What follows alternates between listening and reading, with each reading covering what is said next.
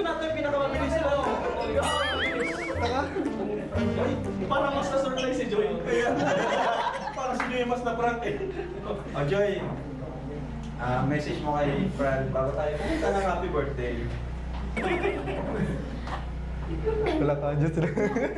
Di ako lang pa dito po kayo. Naiyak. Iya ka kasi ang dami namin lang. Pag silang dalawa rin, hindi na nahihiya. Ay? Okay, makasingin ka. Happy birthday. Gusto, wish ko sa birthday mo, syempre, yung happiness mo, gawin mo lang yung mga bagay na kung saan ka masaya.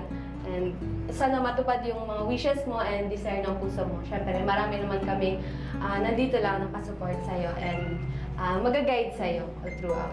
Yun lang. Bro, ano lang, satisfied na ba kayo doon? Parang kulang na lang. Wala, wala.